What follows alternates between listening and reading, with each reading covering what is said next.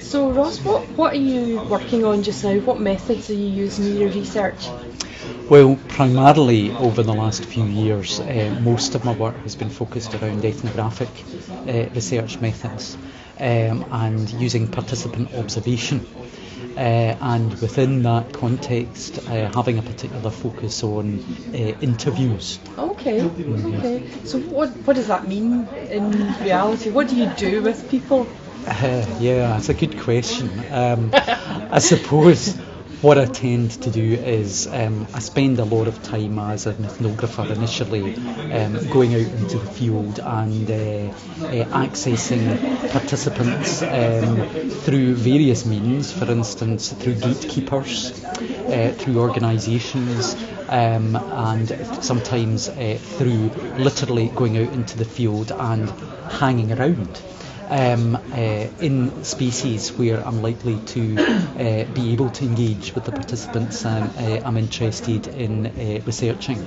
Always being completely open and transparent about my researcher identity, that I'm there as a researcher, but building rapport, building trust initially is very important to me, particularly with some of the harder to reach groups that I tend to work with, before I would progress on to the stage of engaging in any more kind of formal interviews as such. Okay, so they've got to see you kind of in the environment before you would start to speak to them? Yeah, absolutely. Kind of idea? Yeah. Okay, and so you're there, you're observing what's going on, and you begin to set up situations where you can talk to people, would that be right? Yes, definitely.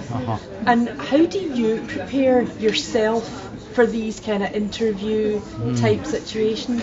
When I get to the stage of actually conducting an interview, there would have been a process before that of informed consent, of course, because I would want to share the fact that I'm there as a researcher, what my research project is about, what I'm hoping to gain from it, what the aims of it, and why those participants have been chosen to be interviewed, and give them as much detail and information about the project, how the insights and the data will be used at a later date as well. So you tell them quite a lot then? So yes, absolutely. I think they need to be really given a lot of insight into why the interview is being conducted before we even begin. Okay, does that not bias them? Well, I would be very careful about that, because I wouldn't necessarily share everything with them about the questions I'm going to ask in the interview. But I would give them a deep insight into what the project's about, and where they fit in within that project. And of course, reassuring them that anything that they talk to me about would be completely confidential in nature, and also that the data would be anonymised before it was published anywhere. And also reassuring them that it is a voluntary process. I mean, they don't have to participate in these interviews. And even within the context of an interview, if there are particular questions they're not very comfortable with, I would make it clear, that we can skip over those questions, and there's not anything that they have to answer. And do you then, when you're thinking about your questions, do you use a discussion guide or a list of questions, or what do you do? Yeah, definitely. I mean, I've used different approaches over the years.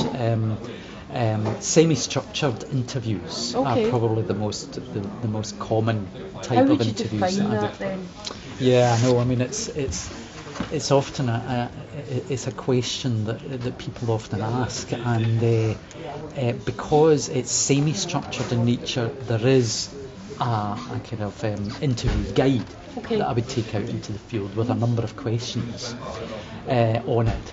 But there's a lot of flexibility within the interview guide. So I maybe wouldn't necessarily ask all the questions that are in the interview guide.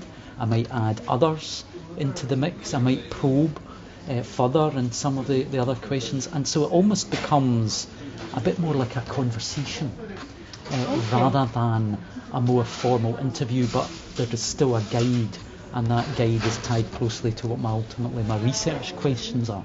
Okay, okay. And do you audio record your interviews? Yes, I usually do. But again, it's something that I would seek consent for in advance.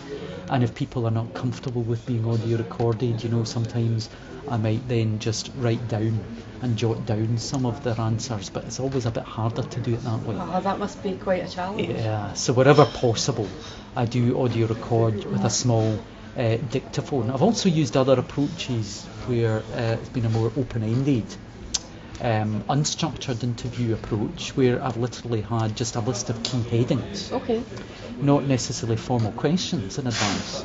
And there's also other approaches, life history interviews I've used in the past, for instance, where you literally just begin by asking the person, tell me about your life story. Start at the beginning, and you maybe interject at various points to develop some of the points the participant's giving you, but it's very open-ended and flexible in nature. Which do you like best?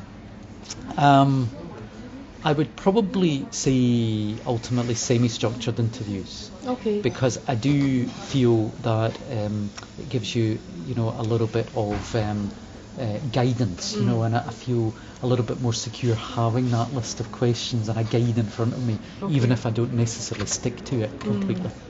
Because you could kind of completely lose the track, couldn't you? Yeah, that's right. If you didn't. Absolutely. I mean, while in qualitative research, I think we always see rambling and people going off in tangents. It's not necessarily problematic and something that sometimes can be encouraged to some extent. At the same time, it's good to rein it back in and to have a guide that helps to structure it a little bit. So you've got this person, you've interviewed them, you've audio recorded it. What happens then? What do you do with the stuff then? I think a bit before that I should maybe say is the importance of building rapport. Okay, so all the way through. If you're thinking about a good interview, what would make a good interview would be rapport? Yeah, I think building rapport is essential. Building a relationship, which is where the kind of meeting people a bit more informally within the context in advance comes in. So as by the time we reach the interview stage, we know each other to an extent.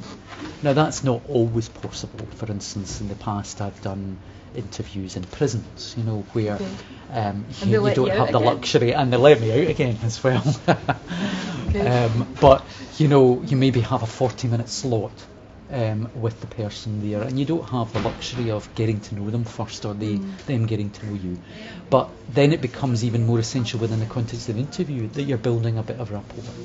So hopefully keeping it light-hearted, bringing in humour wherever possible, and putting people at ease and making it feel like a conversation rather than an interview. And in some occasions I've seen descriptors like semi-structured conversations being used, which I think is really great, because sometimes even the word interview can put some people off. Yeah. And it's important to not put them off. It's important to make them feel comfortable. Yeah. To build that rapport and keep people with you. Yeah, absolutely. Because then not only does it become less threatening to the person, but ultimately you get richer and deeper insights and data at the end of the day. So anything else that makes a good interview for you? I think ultimately when I look back at transcriptions of interviews, the best ones are where you have quite rich data, where people elaborate on things, and I always know when it's been a bit of a poor interview where you get one-word answers or one-line answers, and it's quite thin data. And sometimes I recognise when I look back, maybe I just didn't spend enough time, putting that person at ease. Building rapport, and so I think probably the richness of the data is a direct reflection on how you approach the relationship building.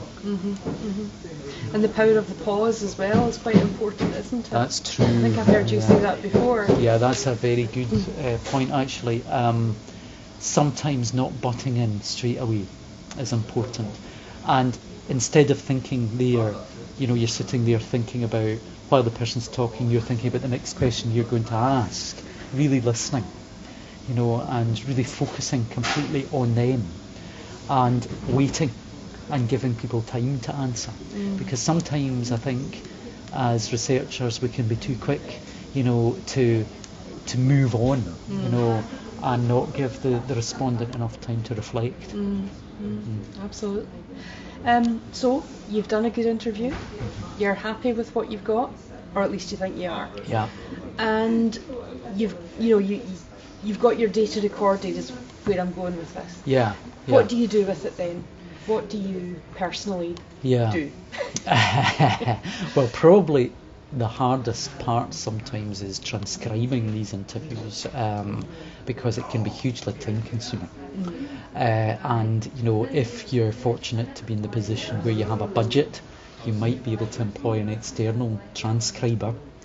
But that has its advantages and disadvantages, because it might make the process quicker, but at the same time sometimes you lose sight of the data a little bit.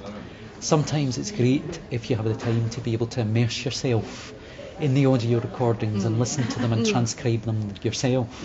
And even if you do have somebody else transcribing, you can also listen to the recordings and jot down anything that they might have missed. So I would spend quite a lot of time listening to the recordings again, going through the transcription process, and then you're sitting with your bundle of 20 to 30 interviews or more. Sometimes you can feel you're drowning in data, but I think it's important to try and find a path that you can analyse the data meaningfully and coherently next. Okay. How long would you say it takes you to transcribe an hour's worth of interview, hour and a half, whatever? Yeah. I would say probably on average, say I've done a 40 to 50 minute interview, I would say you're talking about, you could spend anything up to about 5 or 6 hours. Okay. In transcribing later on. And people often think that it would be good to take shortcuts. And what do you think to that? Well, there's arguments for and against. I mean, I tend to do verbatim transcriptions because I like to capture the real voices of the people that I've interviewed. I think that's very important to the kind of research I do. But sometimes, depending on where you are in the project, I think if you've done a lot of interviews and you're reaching the point almost of theoretical saturation, sometimes you can at that point begin to do less in the way of verbatim interviews and kind of summarising the key points that you're hearing from the interview. So I would say a mixture of both sometimes is important. And the type of analysis, if you were to characterise what you actually do, what would you say that is? I would tend mostly to describe it as thematic analysis that I use. So it would be looking through, using very much an inductive approach, where I'm looking through the data, and there's a point early on in the analysis where I'm literally looking line by line. And then maybe later on paragraph by paragraph and looking at what are the key themes that are jumping out at me from what this person has said. And then I would be using a thematic coding system at that point to note down those themes. Any challenges with that? It's hugely time consuming. It also can begin to feel very subjective. Where if you're sitting as one person analysing all this data, somebody else coming along might interpret it slightly differently from you do, and so what I tend to do wherever possible is a bit of respondent validation. Do you? Or member checking. So certainly try and get somebody else, a critical friend perhaps, another researcher in the field that you trust and who understands the data, sometimes even somebody out with your field, to cast an eye over your data and to do a little bit of analysis themselves and then to compare what your insights are. And also, where you have time, I think a really great practice is respondent validation, where you do go back out into the field and share some of your interpretations, go back with your data and your interpretations of those data to the participants and check with them the extent to which you feel it is an accurate reflection of what you heard. Has anybody ever said to you when you've gone back to them, don't use that? I don't think I've ever really encountered that, but what I have encountered is maybe providing just a little bit more context around what's been said. Something maybe that has been missed in the transcription process or the analysis process. So even enriching the data that you have. And it does enrich the data as a result, and it's a good method of triangulating what you have. Of course, I would almost always have other data sources as well. I might have participant observation, I might have field notes, and interviews with other participants as well. There might be questionnaires, but I think sometimes it can become quite a subjective process, which is fine actually within the context of an interpretivist paradigm and qualitative research. We recognise that subjectivity is there, and we welcome that actually, because we're not trying to find universal findings that can be applied to their contexts. But at the same time, I think for your own sanity and also just as a further level of scrutiny and analysis, it's good to have someone else looking at the data and interpreting it. Okay. So you're obviously a hugely experienced researcher, and you quite enjoy doing this kind of stuff. Yeah, I do. Is this the type of thing that almost anybody could do? I think almost anybody can do it with the right kind of training and support and experience behind them. And I think it's very much dependent on context as well. Okay. I think, the kinds of research that I do, working with the kinds of participants and the kind of context I'm in, not necessarily everybody could do that.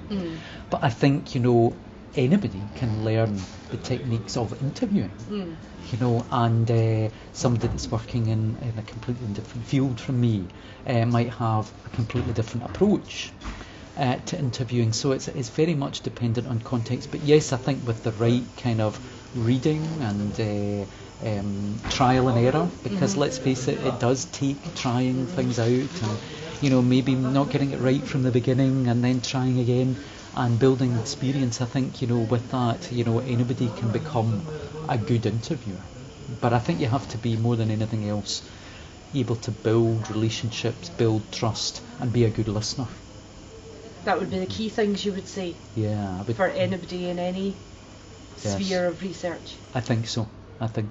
And also patience and analytical skills to actually analyse the data and thinking about those coding processes, those themes, and how those themes can ultimately come together to help you to answer the questions that you've ultimately got about your research. Okay. Brilliant. Thank you very much. Okay.